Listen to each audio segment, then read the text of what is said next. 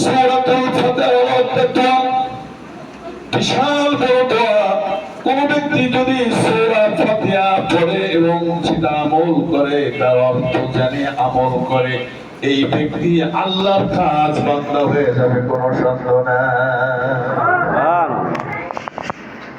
এই জন্য সূরা ফাতিহাকে উম্মুল কুরা বলা হয়, সমস্ত রোগের শিফা সূরা ফাতিহা বলা হয়।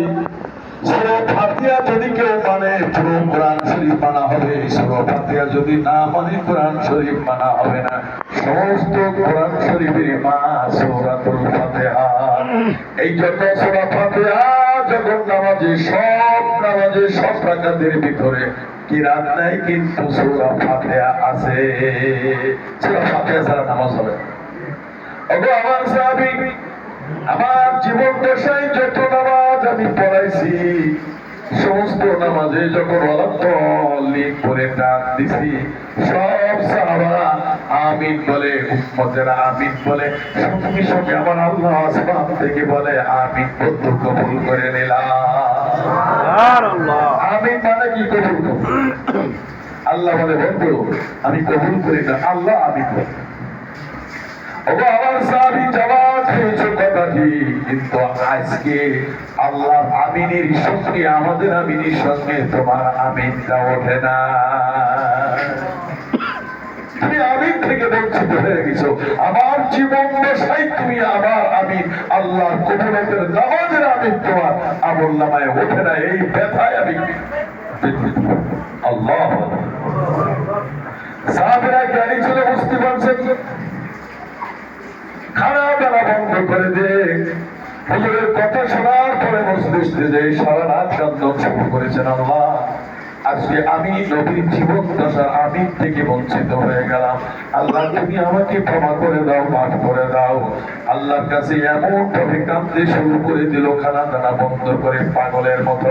আল্লাহ খুশি হয়ে সকালবেলায় জিবরাইলের মারফতে নবীর কাছে সুসংবাদ দিলেন, বন্ধু হে, আজকে আপনার একটা আমিনের কারণে তওবা করে আমার কাছে এমন কান্না কাঁদছে, আমি আল্লাহ তার কান্দন সহ্য করতে পারি না।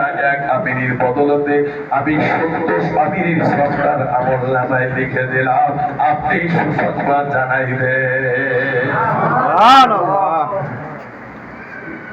আমি পাগলের মতো খানা দানা বন্ধ করে কাঁদতেছেন, আল্লাহ আজকে আমি সেই কবুলতে নামাজ সে আমিন থেকে বঞ্চিত। আল্লাহ পাক সুসংবাদ দিলেন, জিবরিল আসেন, ইয়া রাসূলুল্লাহ অমুক সাহাবীর এই ঘটনা আল্লাহ কবুল করেছেন, আমিন কবুল করে নিয়েছেন এবং আমিন সব তারা বললাম। কথা বলার উদ্দেশ্য হলো আমি পীর যুক্ত আছি। দেখেন ভক্ত পরিধরা সহজ, ভক্ত হওয়া কঠিন। পরি দেওয়া যায়, পরি সকল হতে পারে, ভক্ত হতে পারে না। আর ভক্ত হওয়া যায় অনেকে আশেক হতে পারে না। আশেক শরীফ যারা, তাদের জীবনের চাইতে বেশি ভালোবাসবে যারা রাসূলকে, তারা হলো আশিকে রাসূল। মা আয়েশা সিদ্দিকা রাদিয়াল্লাহু তাআলা আনহার বয়স ছিলেন মাত্র 6 মাস। হুজুরের বয়স তখন ছিল 55 বছর।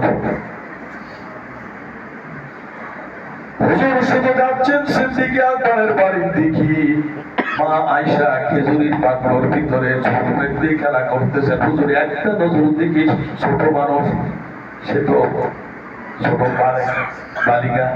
হুজুর শুধু বললেন, আবু বকর রে, আয়েশারে বড় ভালো দেখা যাচ্ছে, মানে খেলতেছে আনন্দ, অন্য নজরে না। সঙ্গে সঙ্গে সিদ্দিকে আকবর আয়েশাকে গোসল করায়, কাপড় করায় রাসূলের দরবারে হাজির করে বলে, ইয়া রাসূলুল্লাহ আজকের থেকে আমার আয়েশাকে আপনার কাছে হাদিয়া স্বরূপ পেশ করব। হুজুর বলেন, আয়েশা এই আবু বকর এটা কি হয়? ইয়া রাসূলুল্লাহ হয় না মানে? 4 বছর মেয়ের দিকে বলেছেন রহমাতাল লিল আলামিন, এই মেয়ে দুনিয়ার সকল মানুষের চোখে হারাম হয়ে গেছে। 6 মাসের মেয়ে, এটা হলো আশিক। এটা কি ছিল? আশেক ছিল। আশেকের কাছে অসম্ভব জিনিসের সম্ভব আশেকদের কাছে। বৈধ সহজ, ভক্ত হওয়া কঠিন। ভক্ত হওয়া যায় আশিক হওয়া করি তরিকার জগৎতল আশিক মাসুকির জগৎ পীর জীবন দশায় পীরের মাহফিলে আসতে পারেন না, মাসে একদিন খানকায় পীরের জিকির করতে পারেন না, পীরের পিছনে নামাজ পড়তে আপনি মুরিদ এখনো সেরি হন নাই, এখনো মুরিদ সেরি হন নাই। আপনার দুনিয়াতে ধরে রাখলো আপনি সারা জীবন যার ওসিলায় আখেরাতে যাবেন, জান্নাতে পারবেন, এখনই মরে গেলি তো আপনি জান্নাত। বেঁচে থাকলে সব করা যাবে, সব করা যাবে, গুরুত্ব থাকতে হবে। আমি আমার জীবন দশায় 25 বছর আমি মানিকগঞ্জের খাদেম ছিলাম হুজুরের, আমার জীবনে একটা মাসিক মাহফিল কামাই গেছে অসুস্থতা জ্বরের কারণে, এছাড়া 25 বছরে একটা মাসিক কামাই গেছে। এবং হুজুরের বয়ানের সময় আমি কোনোদিন যদি কোনো সময় পেশাব পাইকার হাজরত হতো আঙুল উঁচু করে দাঁড়াই থাকতাম, হুজুর ইশারা দিতে চলে গেছে, তারপরে পেশাব পাইখানা গেলেও হুজুরের ওয়াজের দিকেই কাজ থাকতো, হুজুর কোন কথা বলে। ভক্ত আসে, যদি আসে খেতে পারে তরিকার জগতে ভক্ত হলুদ কাজ হবে না, যদি আসে খেতে পারে। আর পীরের নজর যদি আপনার দিকে পড়ে যায়, চাইয়ে থাকলে বয়ে পাবে, আপনি অটোমেটিক এলবেন তাসওয়াফের দরবারে যে স্বয়ং মদিনা নবী সাথে দেখা হয়ে জান্নাতে চলে যাবে। এই চেহারার মধ্যে এই চেহারা বিরাজ করে, এই চেহারার মধ্যে এই রূপের মধ্যে ওই রূপ বিরাজ করে। সেই রূপ হলো 3 জন মিলে একজন, ভাবি হুসেনের একজন, 3 জন মিলে একজন হবে আল্লাহ নবী আর শায়েখ, 3 জনকে এক করতে হবে, এক বৈঠকে বসতে হবে। চলতে চলতে চলতে চলতে চলতে চলতে দেখবেন মরিদ আর মরিদ নেই, মরিদ নিজে পীর হয়ে গেছে। মরিদ যখন পীর রূপে চোখে নাম নিজ বাতেনি ফানাফি শায়েখ বাইরে, তখন জাহের কথা করা। ফানাফি শায়েখ কাকে বলে? ফানাফি শায়েখ পীরের রঙে রঙের হলো, পীরের ওজুদি সঙ্গে ওজুদ মিশায়া যে ইবাদত করবে, ওটা বাত্তাল ইলাহি তাহদিরা কোরআনের সবকের ভিতরে আছে, মিলার মতন মেলো। যদি কাল সুবহানাল্লাহ।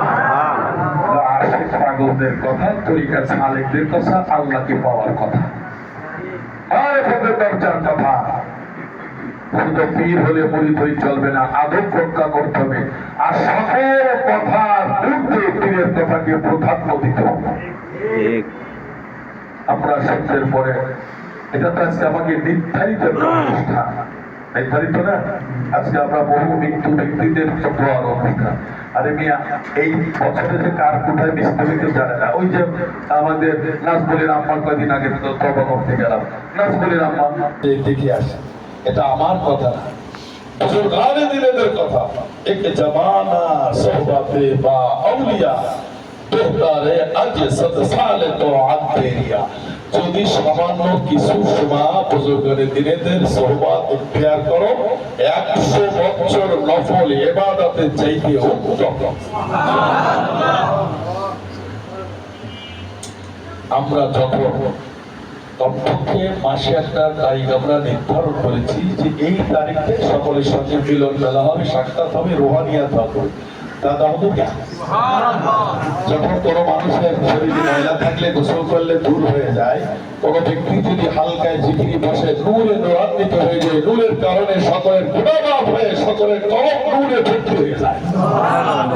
কারণ যদি জিকির কম থাকে সেটাও নূরের কলব ভর্তি হয়ে যায়।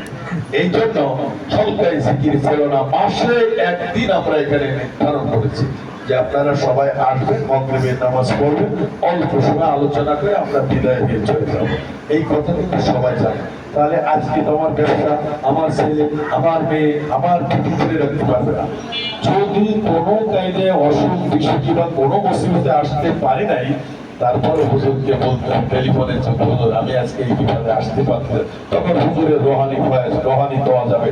যে যত বড় বুজুর্গ হোক না কেন, যত আমল করুক না কেন, সেই দলের আমির, আমিরের ইতাআত করা ফরজ। সব দলের আমির আছে, আমিরের ইতাআত করা ফরজ। তুমি তোমার পীরের ইতাআত করা তোমার জন্য, ছাত্রের জন্য ফরজ। তোমাকে তরিকার জগতে কোনো নিয়ামত হাসিল করতে হলে পীরের মাধ্যমেই করতে হবে।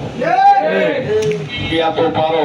কই তুমি মুরিদ হওয়ার আগে তো তোমার একটা মাথায় পাগড়ি বেঁধে মারতে চাও, তোমার পকেটে মিসাক ছিল না, দস্তকরা ছিল না, ঢেলাগুলো ছিল না, তোমার আদব কায়দা এই ভদ্রতা ছিল না, তুমি এই কোরআন বুঝতে না, তুমি এত আদব বুঝতে না, এত তাহাজ্জুদ বুঝতে না।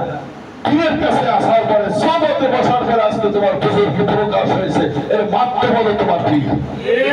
এবং তোমার বুজুর্গি না, তোমার এলেন না, এর মাধ্যমে হলো তোমার পীর। কেননা যুগে যুগে ওই যে রোহানি তার আসতেছে।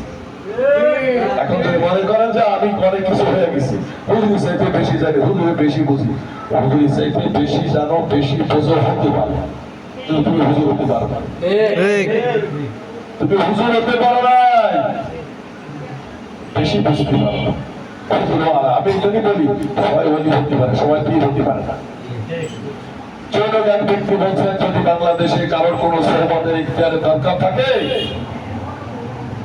তাহলে এক ব্যক্তি ইসলামিক দলের লিডার তাকে ইঙ্গিত করে বলেছেন যার সোহবতে যান সেই সবচেয়ে বড় ওলি, তারে দেখলে গুনাহ মাফ হবে। এর থেকে বড় ওলি বাংলাদেশে নেই। তিনি গর্ব করে বলছেন, এরও মাথায় গন্ডগোল, এরও মাথায় গন্ডগোল, সিটি স্কিপ করলে ধরা পড়ে যাবে।